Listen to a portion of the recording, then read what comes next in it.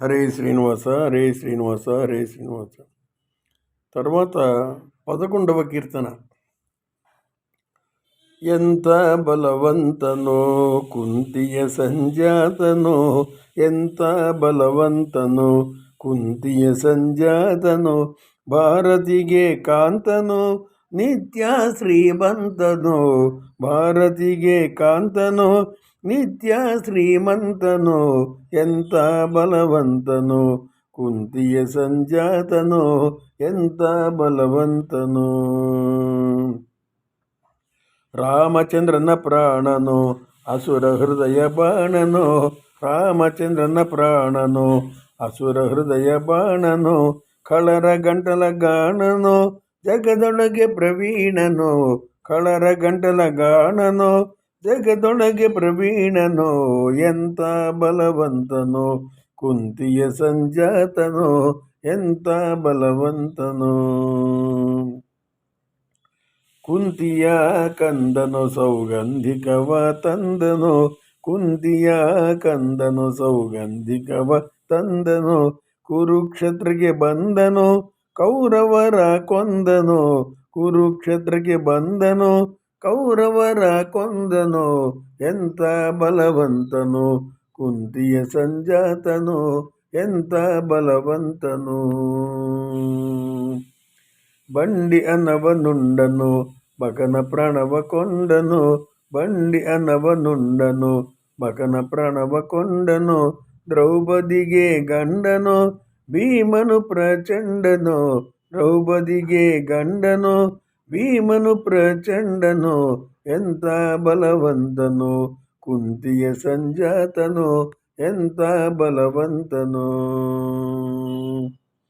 ವೈಷ್ಣವಾಗ್ರಗಣ್ಯನು ಸಂಚಿತಾಗ್ರ ಪುಣ್ಯನು, ವೈಷ್ಣವಾಗ್ರಗಣ್ಯನು ಸಂಚಿತಾಗ್ರ ಪುಣ್ಯನು, ದೇವವರೆಣ್ಯನು ದೇವಾಸರೆಣ್ಯನು, ದೇವವರೆಣ್ಯನು ದೇವಾಸರೆಣ್ಯನು, ಎಂತ ಬಲವಂತನು ಕುಂತಿಯ ಸಂಜಾತನು, ಎಂತ ಬಲವಂತನು.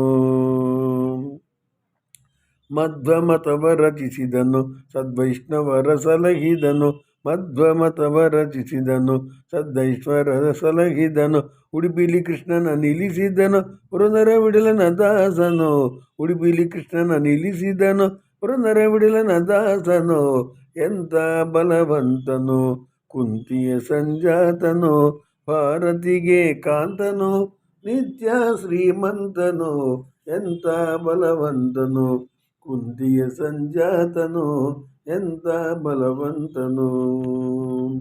హరే శ్రీనివాస. సామాన్యంగా మనకు తెలుగులో ఒక తెలుగు భాషనే కాదు అన్ని భాషల్లో కూడా హనుమంతుడి పైన స్తోత్రాలు, ఆ విధంగా ప్రార్థనలు, కీర్తనలు మనం చూస్తాం. కానీ భీమసేనుడి పైన ప్రార్థన, స్తోత్రము, సుప్రభాతము, ఆ మేలుకొలుపు, పవళింపు ఇవన్నీ కూడా లేవు. అంటే చేయలేదు. ఎందుచేతంటే మిగతా వాళ్ళు భీమసేనుడిని పెద్దగా గౌరవించలేదు. ఎందుకంటే వాళ్ళు ఒకే దృష్టితో ఉన్నట్టుగా మనకు తెలుస్తుంది.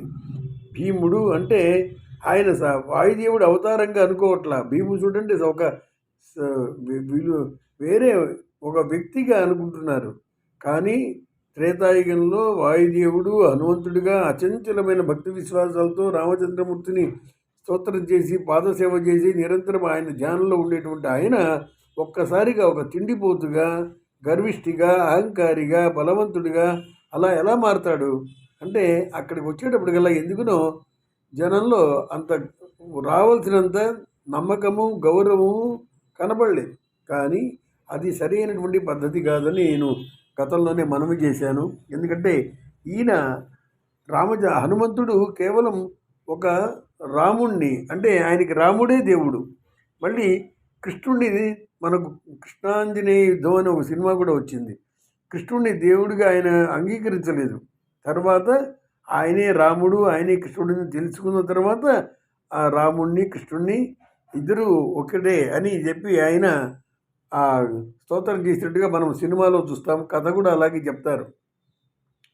కానీ అవతారం మారగానే రాముడు ఆయనే కృష్ణుడు. అది కొద్దిగా హనుమంతుడికే అనుమానం కలిగిందని మనం సినిమాలో చూస్తాం. కానీ న్యాయంగా అయితే భీమసేనుడు హనుమంతుడంతా గొప్పవాడే. ఒక రకంగా చెప్పాలంటే హనుమంతుడి కన్నా గొప్పవాడని చెప్పాలి. ఎందుకంటే ఆయనే వాయుదేవుడిగా ఉన్నప్పుడు, అంటే హనుమంతుడిగా ఉన్నప్పుడు ఆ రామచంద్రమూర్తిని స్తోత్రం చేశాడు. కానీ భీమసేనుడు అయ్యేటప్పటికల్లా ఆయన విరాట్ పురుషుడి యొక్క స్తోత్రం చేశాడు. అంటే మొత్తం, అంటే విరాట్ పురుషుడి యొక్క బొమ్మ మనం చూస్తాం, విశ్వరూప ప్రదర్శన, ఆ రూపాన్ని కొలిచినటువంటి వాడు. కాబట్టి అటువంటి వాడి యొక్క కీర్తన చాలా గొప్పది, నేర్చుకోవాల్సినటువంటి, పఠించాల్సిన అవసరం ఎంతైనా ఉందని మనవి చేస్తున్నాను. ఎంత బలవంతనో, ఎంతటి బలవంతుడివయ్యా, కుంతియే సంజాతనో, కుంతి తనయుడా, కుంతి తనయ, భారతిగే కాంతనో, అంటే భారతీపతి, నిత్య శ్రీమంతుడు ఆయన. నిత్యము శ్రీమంతుడు అంటే డబ్బున్నవాడు కాదు, పరమాత్ముడి పైన అసలైన జ్ఞానం కలిగిన వాడు శ్రీమంతుడు అని అర్థం. ఇక రామచంద్రన ప్రాణనో, రామచంద్రుడికి ప్రాణుడు, ప్రాణంతో సమానం. అంటే రామచంద్రమూర్తి హనుమంతుడిని అంతగా ప్రేమించాడు తన ప్రాణంలాగా. కాబట్టి రామచంద్రుని ప్రాణమా, అసుర హృదయ బాణమా, అసురులకు, రాక్షసులకు ఆయన బాణం. బాణం అంటే గుండెల్లో గుచ్చుకునేటువంటి బాణం లాంటి వాడు, తీవ్రమైనటువంటి బలిష్టమైన బాణంలాగా వాడు హృదయంలో గుచ్చుకుంటాడు. కలులకు శత్రువ, కడర గంటల గానను, కలులకు శత్రువు అంటే దుర్మార్గులను, శత్రువులను ఆయన వాళ్ళకి గంట కొట్టేస్తాడు. జగదులకి ప్రవీణను, జగత్తులో ప్రవీణుడు, జగత్ ప్రవీణుడు ఆయన.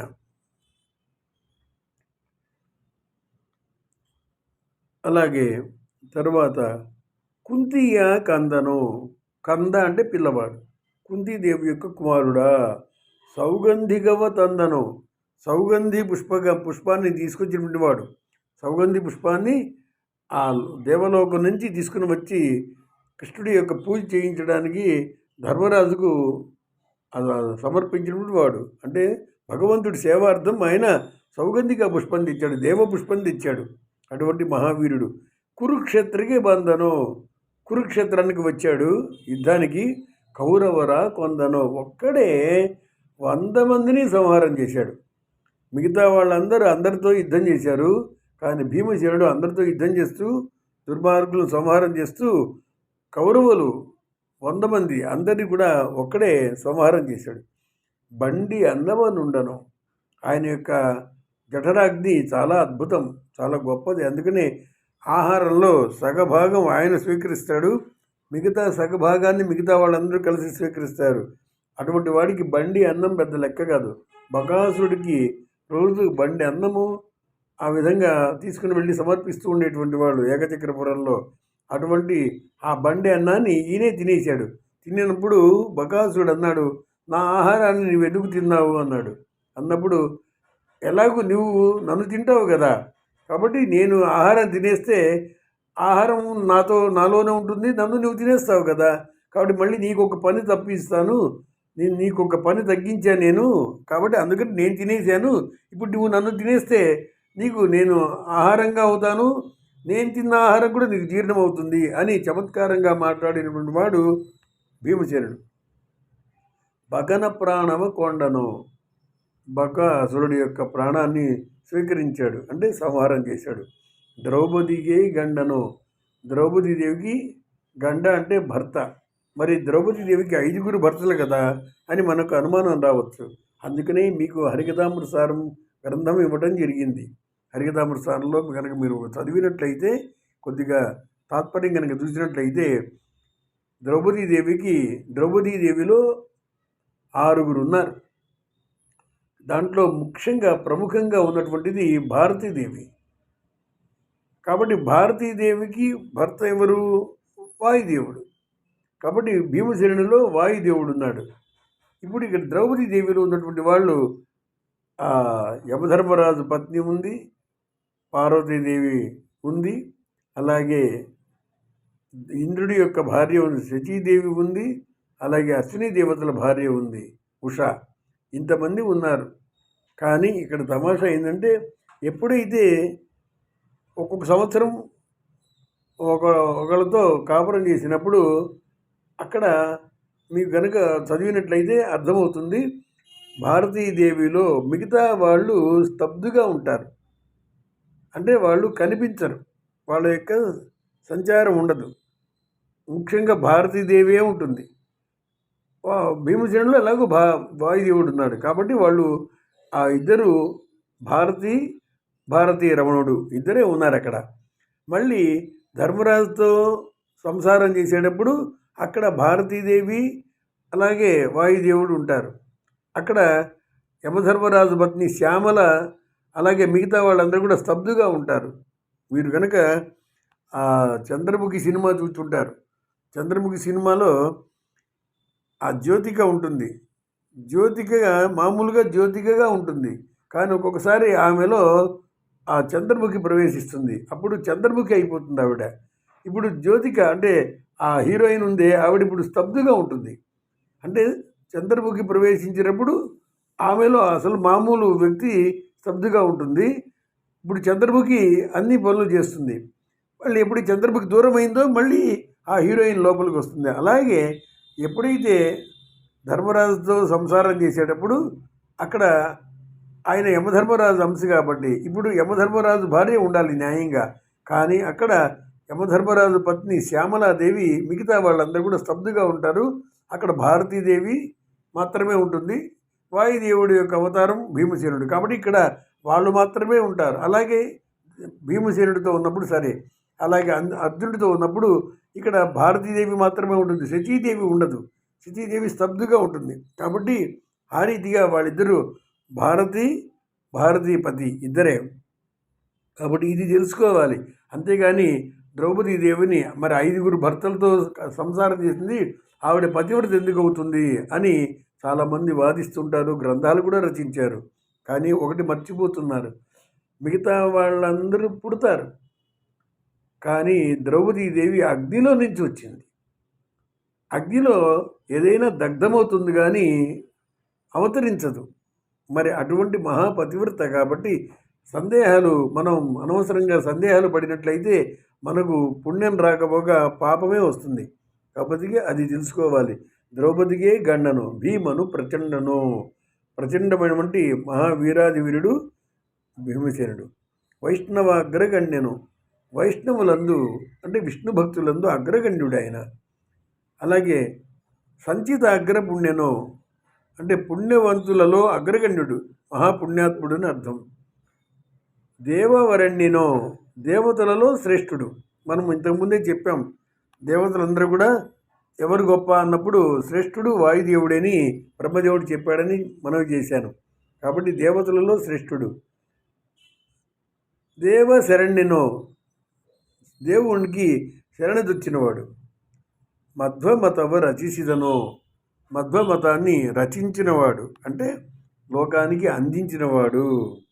సద్వైష్ణవర సలహీనో సద్వైష్ణవులను కాపాడేటువంటి వాడు. ఉడిపిలి కృష్ణన నిలిచిదను ఉడిపి క్షేత్రంలో కృష్ణుణ్ణి ప్రతిష్ఠించిన వారు మధ్వాచార్యుల వారు. కాబట్టి తర్వాత అవతారంలో వారు మధ్వాచార్యులుగా అవతరించినప్పుడు ఉడిపి క్షేత్రంలో శ్రీకృష్ణ పరమాత్మని అంటే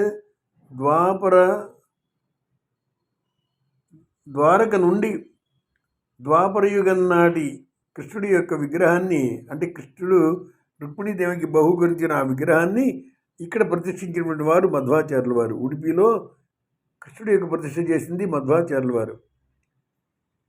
పురంధర విఠలన దాసను పురంధర విఠలుడి యొక్క అంటే పాండురంగుడి యొక్క దాసుడు భీమసేనుడు, మధ్వాచార్యుల వారు, హనుమంతుడు అని ఈ కీర్తనకు తాత్పర్యం. హరే శ్రీనివాస్.